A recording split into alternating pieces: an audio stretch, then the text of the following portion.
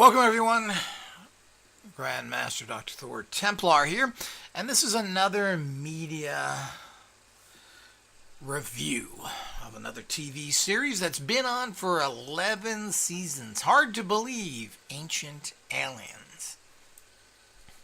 Of course, this was based on pretty much the runaway best-selling books by Erich von Däniken, the Swiss writer, who in the 70s wrote a series of books claiming that aliens had visited this planet and have been part of its evolution, part of major influences, and goes to into detail how all of these supposed things that happen on this planet could be, and he says were, influenced by them, from the giant Nazca figures in Peru to the pyramids to so many other things that are just not understood how possibly ancient people could do this when a lot of things we can't do today, including all these construction things. Now, and, it brings a whole bunch of questions to mind and comments, which I won't go through in this particular thing. I will be talking about alien contact, so many things to do with aliens, and the frightening and problematical situation with hostile aliens on this planet, etc. But we really have to jump back to the understanding of where modern man came from. And, they used to talk about, particularly in the 70s, the missing link. There never really has been a link found between primitive Homo sapiens species and even other species, such as Neanderthals, some very similar, which are not really Homo sapiens and who are smarter and stronger, but somehow were eliminated. And this happened to so many different groups, and there was an intermixing of all these groups to what we have today. But all of a sudden, mankind, just like so many peoples and so forth, like the ancient Egyptians, appeared pretty much out of nowhere, it appears. Modern man, Homo sapiens, appeared out of nowhere.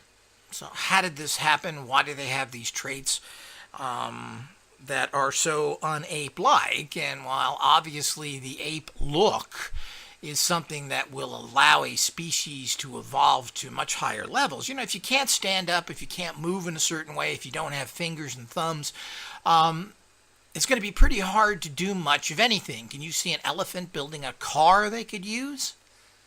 So the whole idea is there's reasons for all this, that when a species develops and the species accelerates, there's a physical makeup of that species. It doesn't in any way necessarily downgrade their intelligence. Octopuses, which you think would be some of the stupidest animals in the world, are some of the most smartest and advanced animals there is. They can open jars. They can do most anything. Very, very complicated thinking processes.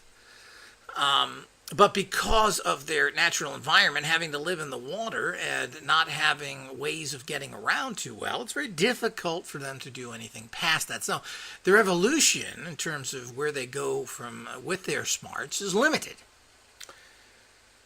So the whole idea is that mankind, as we know it today, is a seed from extraterrestrials with the primitive species that were here. Plain and simple. That's where everybody came from. And there are ancient societies that go back way previous to the 250,000 years that primitive Homo sapiens were here. Well, before that, or even after that, about 50,000 years ago, there were these advanced Atlantean societies, which basically all came from other worlds and came here to learn and evolve. And we'll go through all those things in other audios, but I mean, that's really the fact of it.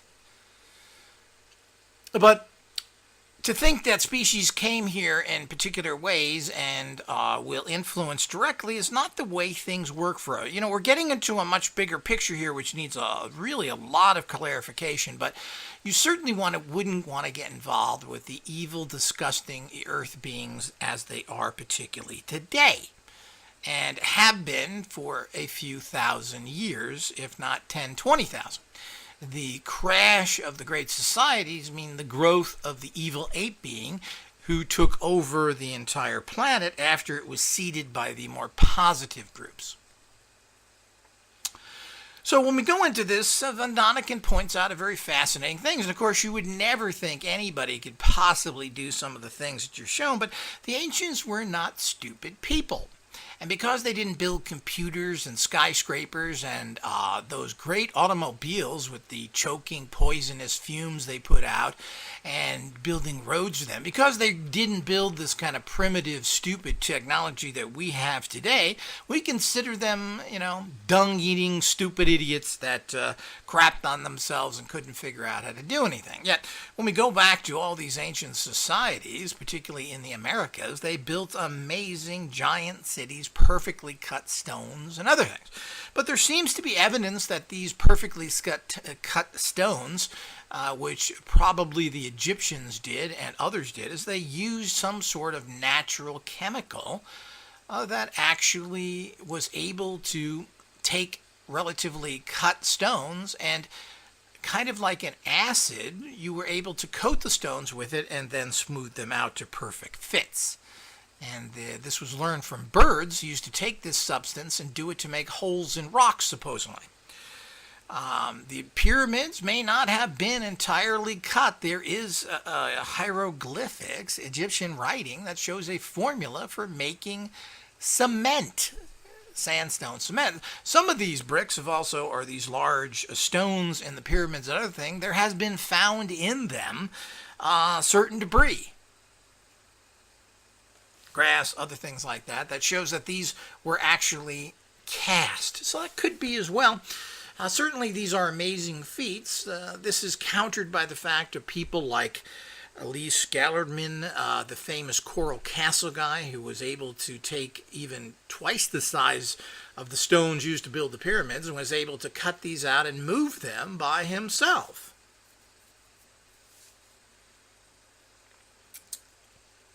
So it's a mystery. And there certainly has been and is extraterrestrial involvement on this planet, but in the gross ways that it's talked about in by Von Daniken and other things, is great food for thought, and I'm a big supporter of it. I'm a big supporter of thinking about this and understanding there has been interaction, but the problem is taking some of these gross examples is just plain stupid. And we have to be very careful here. The people they have that they put as the talking heads on this show that they dragged in as, quote, experts are far from experts whatsoever. Basically, the main person who shows up most of the time is Giorgio Takoltis, a very obvious Greek person. And of course, TV, living up to its reputation as putting talking faces with programmed, scripted people to tell what they can say every second, who are totally and completely unqualified. Nori, Art Bell, all the bozos of the airways and television who have absolutely no background in this area whatsoever. Now, apparently, this Greek heritage person who was born in Switzerland and apparently as such came in contact with the Swiss writer Erich von Daniken. A lot of people may think he's German or etc. He is Swiss. He even has a little theme park there featuring a lot of things in his book, which I'm not sure anybody's heard of or even been to, but apparently it's popular with the Swiss. He apparently founded a magazine. I don't know how much of this came support from actually Von Daniken, which is called the Legendary Times magazine, which features articles on this from Von Daniken, from Childress, and several other people. Apparently, he is directly involved with and is the director of Erich von Daniken's Center for Ancient Astronaut Research. So, he is the director of that, and I guess that gives him some qualifications whenever he got into that. How that all happened, I absolutely have no idea, except him being this Greek Swiss person. He loves to use hair creams to make his large Greek hairdo stand up in all sorts of weird and strange ways, which amuses most of the audience and has a large following of people who want to see what his hair looks like this week. And I don't know if that's smart, dumb, or kind of amusing. But I don't know how he actually got his education or what connection it is, and I'm not going to spend all that much time getting involved in it. But in 1998, he graduated from Ithaca College in Ithaca, New York, USA, with a bachelor's degree in sports information and communication. This is one of those degrees which are very easy to get, and when you want to get a degree, you do stuff like this. For all those people who want to get degrees out there and think college is hard, that's because your daddy don't know how to get you a degree because he don't probably have one. It's very easy to get degrees, and you take bogus subjects like this. Sports information. Wow, that's interesting. For several years in the early 2000s, before he made ancient astronaut research his career, and I imagine that was from meeting whatever went on there, he was a bodybuilding promoter, not a bodybuilder. He was a bodybuilding promoter. So he has that gift of gab, that hustler attitude, that, World Wrestling Foundation, Rodney Piper, let's get some rumbles on. So this is what he was doing. He was a promoter for bodybuilders, which is kind of interesting. I don't know where that puts his personal sexuality, but these things, because of the control and manipulation of homosexuals, and they're placed in different areas, and I have no idea if he is, we do have to take that in consideration. When I see people who are involved in questionable practices or informational streams, I have to look into that aspect of it, and I always find the rat in the woodshed. Like with occultists, they all seem to be members of the OTO, otherwise known as the Homosexual Gay Magic Club. So, that is his connection. Of course, he has no qualifications whatsoever. I don't know what he trained with. He read all of von Daniken's book, how von Daniken got hooked up with him. I don't really think it's worth it. They're hooked up. Whatever happened, this guy has questionable background, basically no background. He read his books. He was a promoter, a huckster, and von Daniken apparently enjoyed that. And as does, they got hooked up, and they're both Swiss.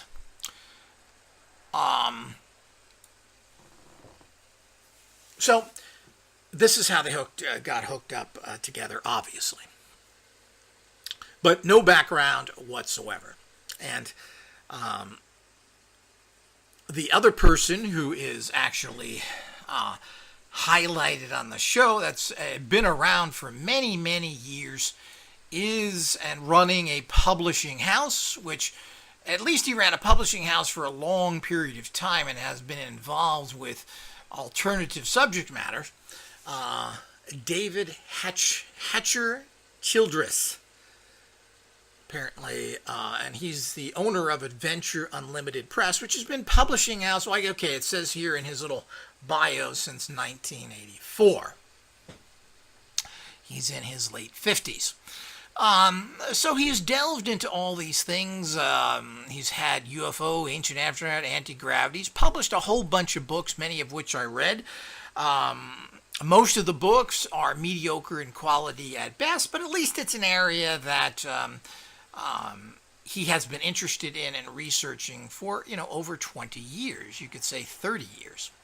Apparently he was born in France to American parents, and he was raised in Colorado and Montana. He went to the University of Montana to study archaeology, but left college in 1976, at the age of 19, to begin traveling in the pursuit of his archaeological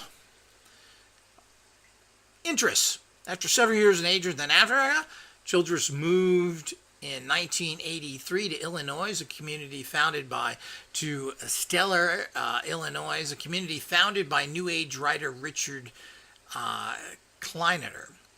Never heard of that community.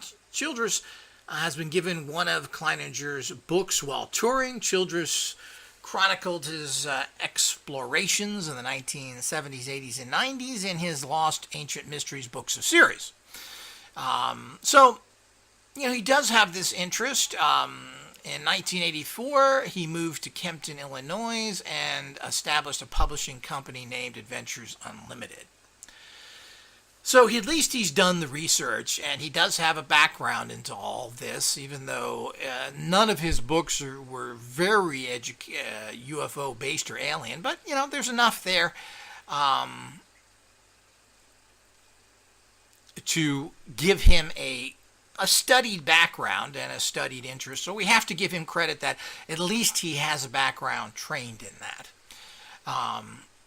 Much more than you'll see on any other types of talk shows or series or anything else.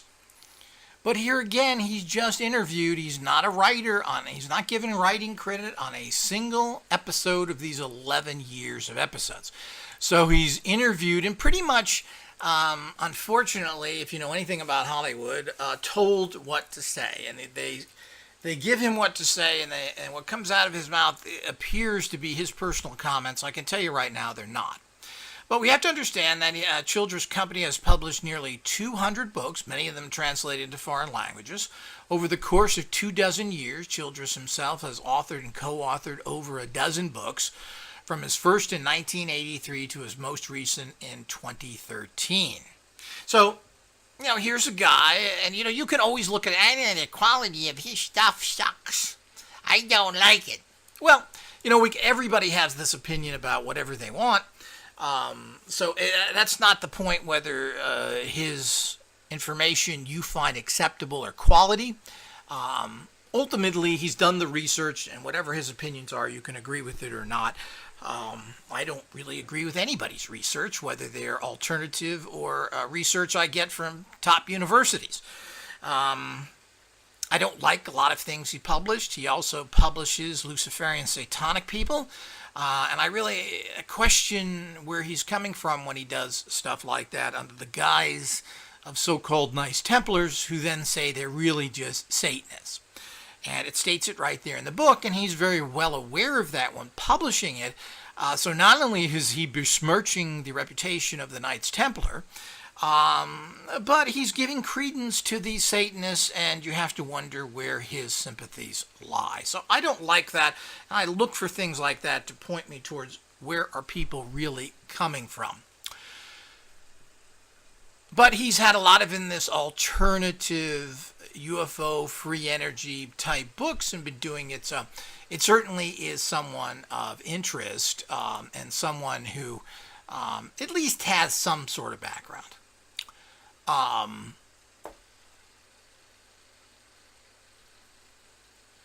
The rest of the people in the show, they have different people they put on there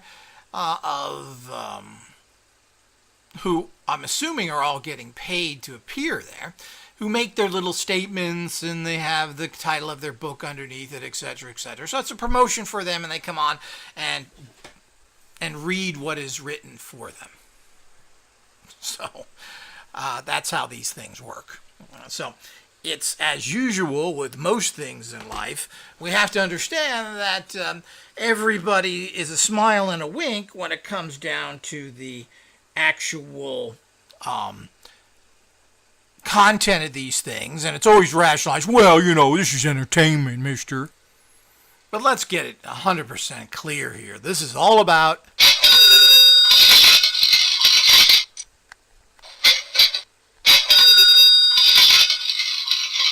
it's all about the cash register, people. And these people have no problem selling out and collecting their check or promoting themselves, regardless of whether this is a good forum to do it or not. And that's how the TV industry works. And aren't you happy you're on TV? It's wonderful. We make millions off of you, and you get a little picture with your name on it and a book underneath it, which nobody gives a shit about. You're not going to sell anything from that. Here it is. They may not even pay you. So the whole idea is that this is the typical format, and it's unsure exactly the credibility of all this stuff. But as you know, it's the typical TV nonsense and the typical sensationalism. Of course, after 11 years of doing this and picking through everything, could this possibly be?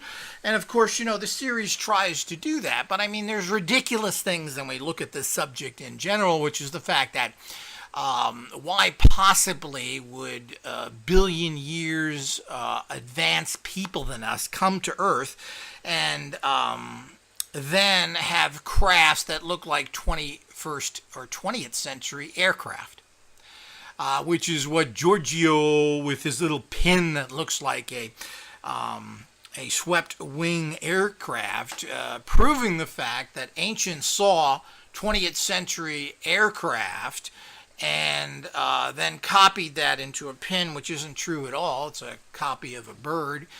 And why the hell would advanced people have airplanes, helicopters, or anything that is related to the 21st century, including that funny little drawing in an Egyptian pyramid that kind of looks like a 1900 light bulb. So aliens came here and they made a 1900 Edison-looking light bulb to light their inside their monuments, etc. Does that make sense? There's also a carved over numerous times hieroglyph that looks kind of like a helicopter. And of course, the aliens had that. And what they brought from their planet, hundreds of thousands, maybe millions of light years away, was a conventional aircraft that looks like a helicopter, where they'd have to make gasoline and repair and oil them and bring a bunch of people here, because that's what you would use in this atmosphere, not using all the different ships you'd have to use. The whole idea of making this your symbol, that ancient people would have images of outer space or aliens that look 20th century, 18th century, 19th century, 20th, 21st, is the most ridiculous thing you could possibly think of. It's just stupid. Which then makes this whole subject matter a laugh. And the fact that people had, certain Indians showed people with helmets on that looked like spacesuits, helmets. Well, I mean, helmets are helmets. It's a little ridiculous to that. And we don't know if they could tolerate the Earth's atmosphere or not. But it would appear to me they'd have a great difficulty doing all the things they supposedly did if they couldn't adjust to the atmosphere. If they had to. Like this third rock from the sun is all that special. People, it ain't. It's special in our neighborhood, but it ain't special in the universe. So the intergalactic communication and the intergalactic wisdom, which is so important in life, is laughed upon when you have ridiculous things. Nor is it some advanced society is going to come in and babysit everybody, help them in every way of doing things, or even help them building. Why would you possibly do that? We don't really do that with any. We capture things, we eat them, we annihilate them, we put them in zoos. We don't help them build their societies per se. You could say we help them breed to a certain extent so that we can stare at them and use them as the pets that they are. Well, we really don't give them much credit for that. All of a sudden, aliens are coming here and giving us all this wisdom and other things. Well, I think some of that did happen, to have the different star maps and the other things in there. There are some of this evidence that is really irrefutable, of that it could never possibly originate from Earth. And they may have helped with building techniques. We don't really know. Maybe they gave them the secrets to different things in some particular ways. There are certain things there. And of course, there are stages of these things, and it's very complicated. So, but you're talking about a very evil, destructive race known as Earth beings, so you really don't want to work with or be around much at all. All they do is kill everything around them and the planet itself. So, to think if there's a question why aliens don't land on the White House lawn, why the possibly hell would you? They're going to get murdered, captured. They're going to want everything. Yeah, gimme, gimme, gimme. And I'm going to use it to kill this guy over here. I need more money. Oh, well, that's something you really want to help a race out with millions on the streets, hundreds of millions, if not billions now, killed in all the wars, toxic substances used everywhere, nuclear power plants destroying the earth. Well, let's give these geniuses some more high-tech tools. So the whole idea is just ridiculous to think that aliens are going to work too much, especially in a more modern society. Ancient societies really weren't much of a threat. They couldn't travel all that much, or at least not instantly, even though it appears that ancients really traveled all over the world. Things like North America were known hundreds, if not 1,000 years before Christopher Columbus somehow beached his ship in somewhere in the Caribbean. Wasn't even close to North America. I don't know what the hell happened with him. His hand that slipped off the rod. I guess it's too much of the tomato sauce. Just ridiculous. Hundreds, thousands of years before that, North America was. It appears the Chinese have been and the Polynesians have been to the West Coast. The East Coast have been visited by almost everybody from Europe for long periods of time, and maybe even from places like the Middle East. So it goes on and on with all these things, which is just pretty much fact now. But here we go with these people and now saying, and of course, it gets really comical. What is it going to be this week? Well, Coca-Cola was an alien drink. They used to drink it as a way of preserving their blood in flight. And you know what? They met this guy from Atlanta one night. He had a vision. But the aliens really put it in their head because they needed somebody to make Coca-Cola so that they could get back to their planet, which they couldn't make on their ship. So that's where Coca-Cola came from. See? Aliens make everything. I mean, this is what this show gets down to, and it's a little bit ridiculous. But, I always find it enjoyable. It's interesting how you listen to these different things. And, some of these things, as I said, are quite, how do you explain humans doing that? What are these things being seen in the sky? And many of them are spaceships that people are describing from an ancient times. Obviously, we certainly have enough sightings today, even though most of those are military. But the point is that they're interesting information. And what is it all about? What is the influence? And what we really have to think about is what is the intent of these races? What is going on?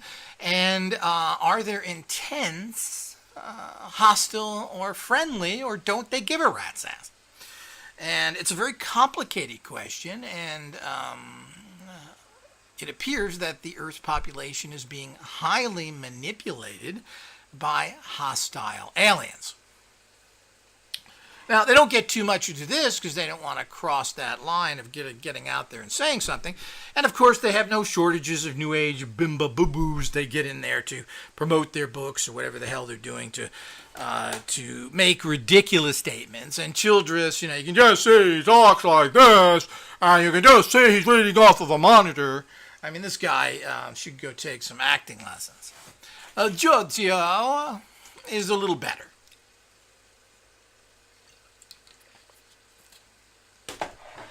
But to walk around with the pin of a bird that looks a little like a modern fighter jet, and then somehow equate this to extraterrestrials from planets that are millions of light years away, is absurd. Now, you'd have a better case saying they somehow time traveled and saw these things and came back. That would be a much more interesting and maybe possible thing that happened.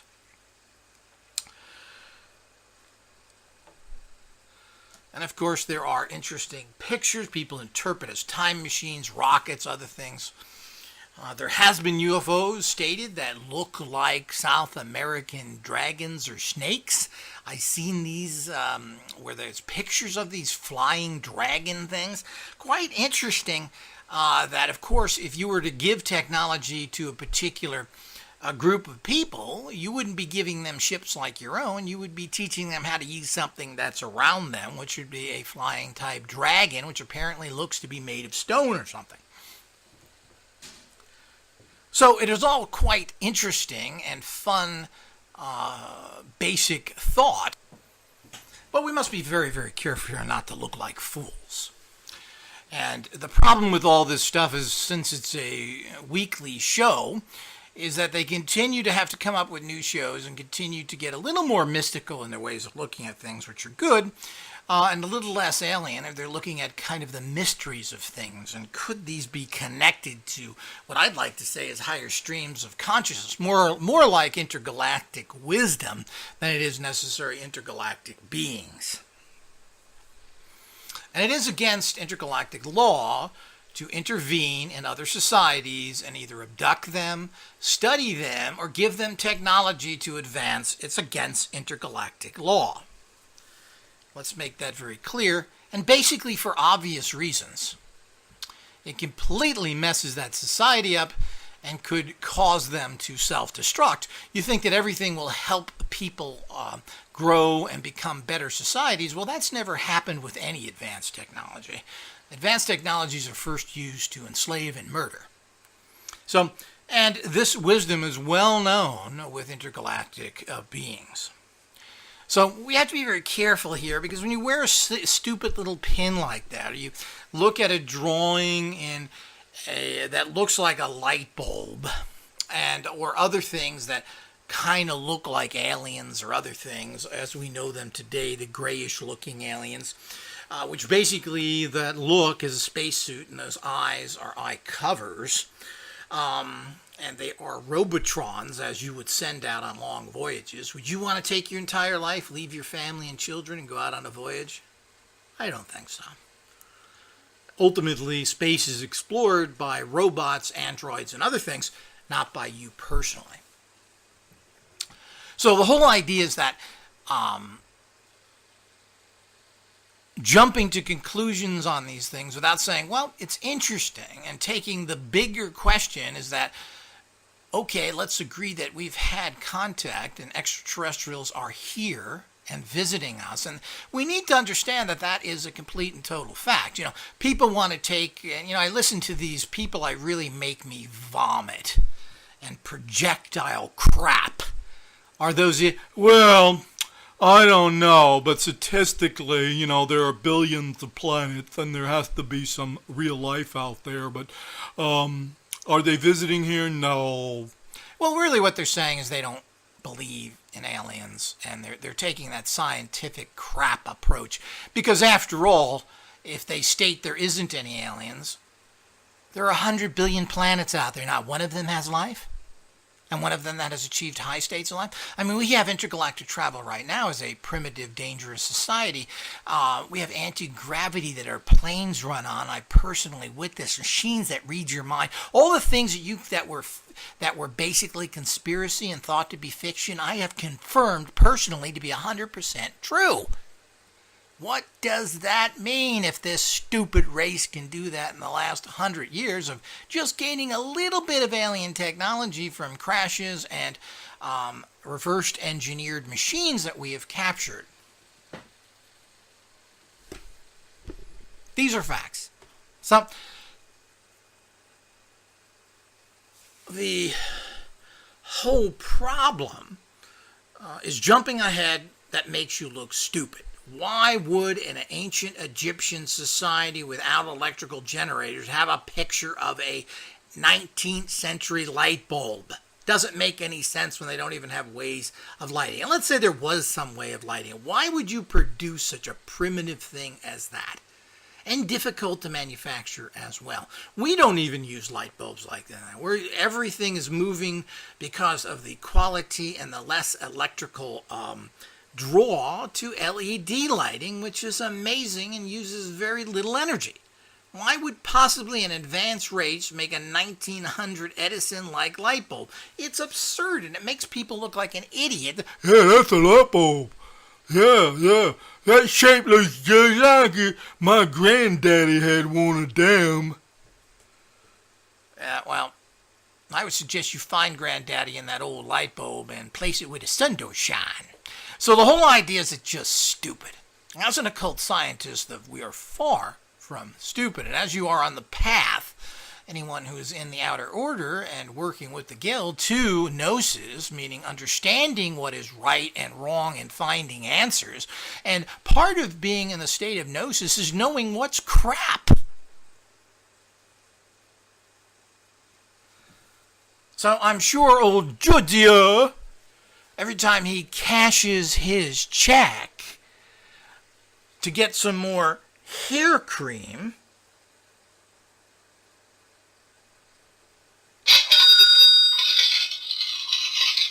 is further convinced how right in his little pin. Surprised he doesn't get bigger. Maybe he's got one that's solid gold now. Is just ridiculous. And the implications here is not what happened, what did happen. The implication, or what needs to be thought about and researched, is what is happening now.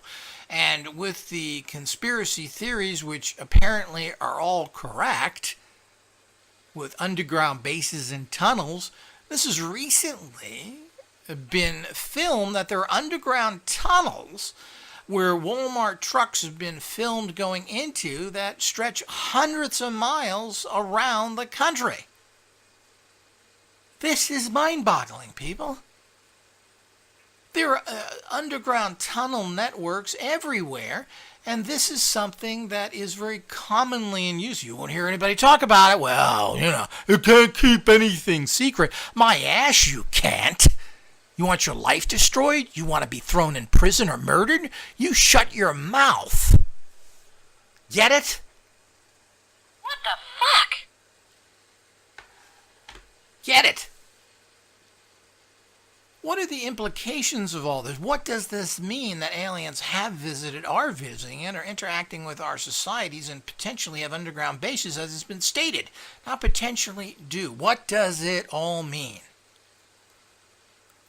This comic book light bulb and goofy looking alien pictures and helicopters, why would possibly a 20th century helicopter be pictured on a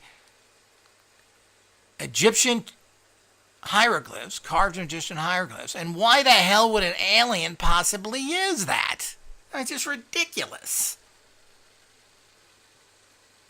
So let's get all that. So, we have a bizarre, bad researcher, which is Childress. He's got this background. His conclusions are sensational. His books are mediocre.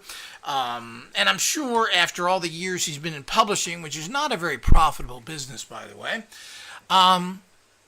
he's more than happy to cash that little paycheck and read those teleprompters. As I said, he's not credited for writing a single one of those stories in any fashion whatsoever. He's a talking head who they are using for semi-credibility. And Giorgio has no credibility whatsoever. He hasn't studied anything other than his time as von Daniken's employee and his colleague, and has read all his books, I'm assuming. He has published a lot of papers. He's written nothing himself that I am aware of, but he's done this research and for a particular goal. He couldn't come out against this and still work for von Daniken, could he? And collect that all-important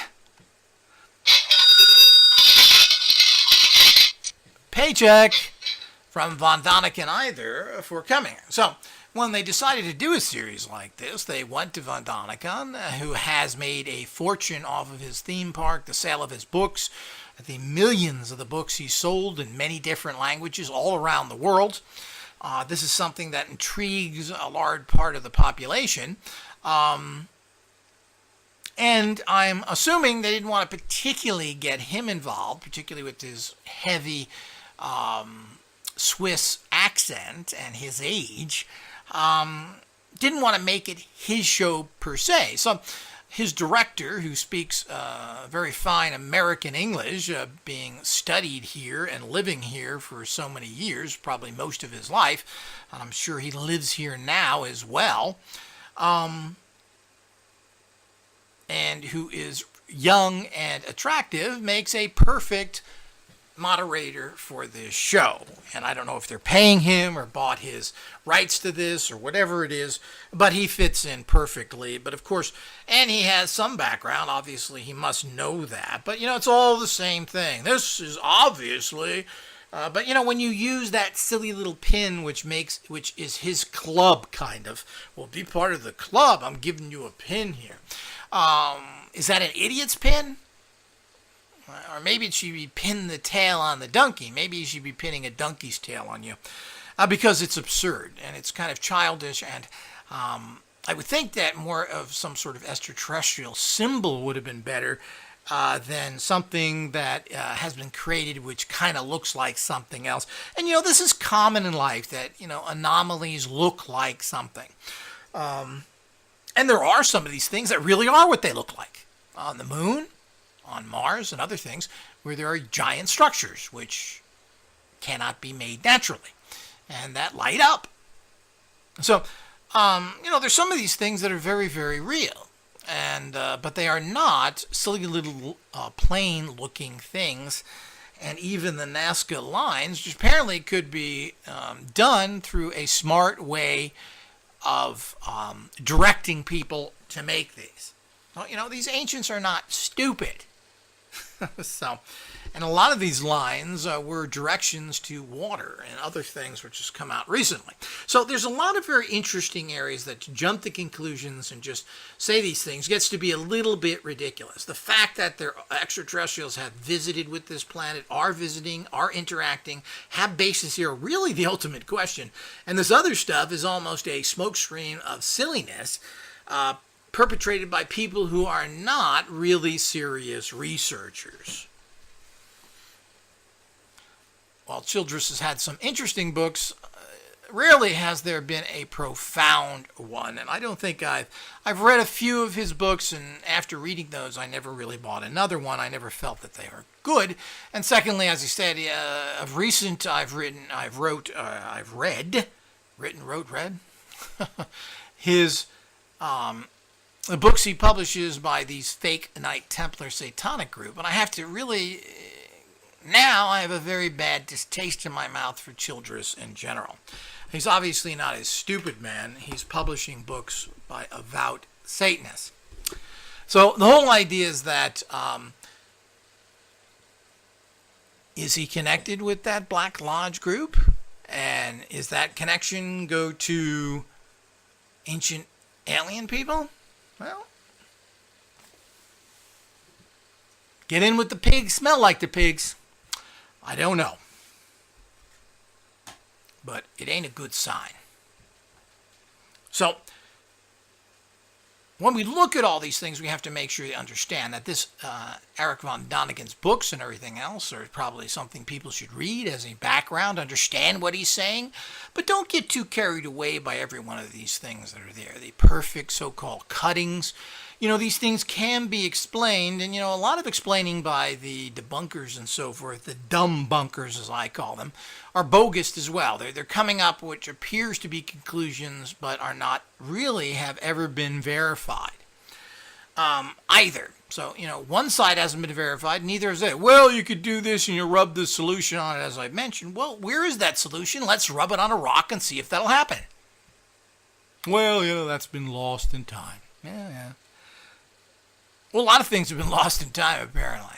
So it doesn't mean that your conclusion, because you can't repeat it as science is supposed to be, is any more valid or less valid than the theories of someone else. So, but there certainly is a massive amount of superior building technologies which are completely and totally unexplainable, or massive stones have been carved and moved in ways that no one knows how they were possibly done all over the world. How was it done? So, but again, when there's never a credible person that you get in a cast, and they keep dragging out all sorts of goofballs from the New Age books, none of these people are very credible, and I don't really see, people write books because they have to survive. Their first book may be credible, and the other ones are all now backing up what they originally did and trying to make more and more money as they become stuck in their own reality because they can never go back. If you tell people you were wrong or you figured out something else and you jump track, you jump and you lose your audience, and that means you end up on the street begging for dimes. And you have to understand that's why these things continue, people. It's all about the cash register. And not only the cash register, not only do these people want to make more money and have lots and lots of it in the millions, tens of millions, but they're also very fearful that they will be on the street, which is inevitability of everybody. If you don't, in any particular way, support and keep the ball rolling, you may not make any money at all tomorrow.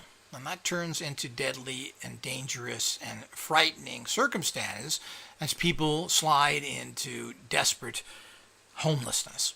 And it's not a joke. So this is what drives people at the core. But, nobody tempers what they do. Nobody seems to be interested in helping to certain degrees, being realistic. It's all about making more and more money, and this is where they become evil. So, 11 seasons and going, it'll probably be another season. I don't know if they can continue to come up with scripts. It seems to be that Hollywood can come up with endless scripts. Seems to be writers that will find something to write about. But the information is interesting. I think it's an enjoyable show, but it's like everything else. Do not take to heart these things as established 100% facts. It's interesting information, as I tell everybody. It's their opinion. It's their interpretation. It is not fact. It is not wisdom. Now, is it interesting? Damn right it is. Is it mind-boggling to a certain extent? Damn right it is. But we've got to all remember that all these things which we seem to be so impossible or so outrageous or don't understand may have some simple explanations to them to some degree. But it certainly is quite shocking that ancient societies have built massive structures that we couldn't even build today if we wanted to.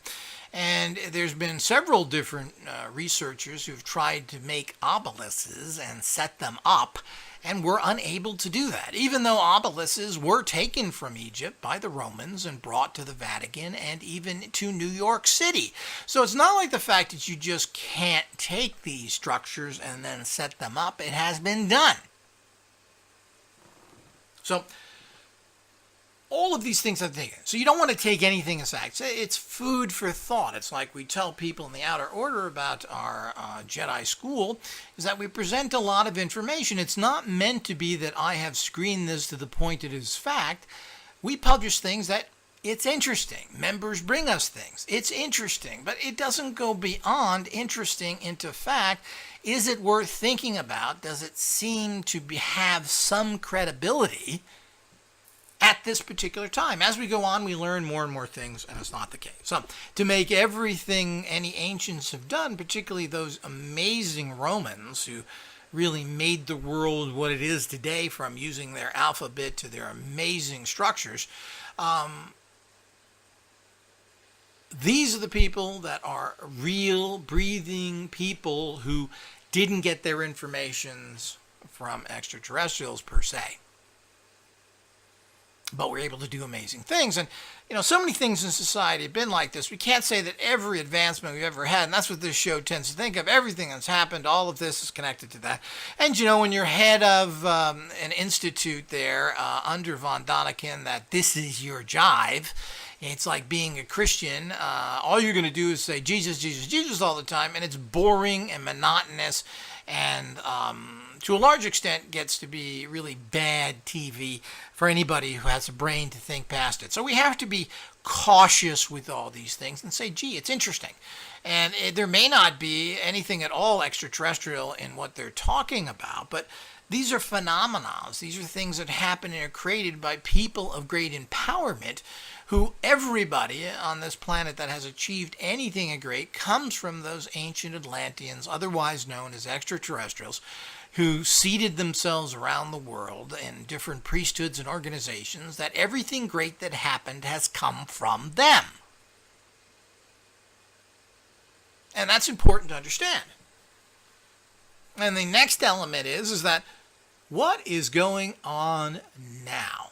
Because there's some really bizarre, scary stuff that is irrefutable and scary.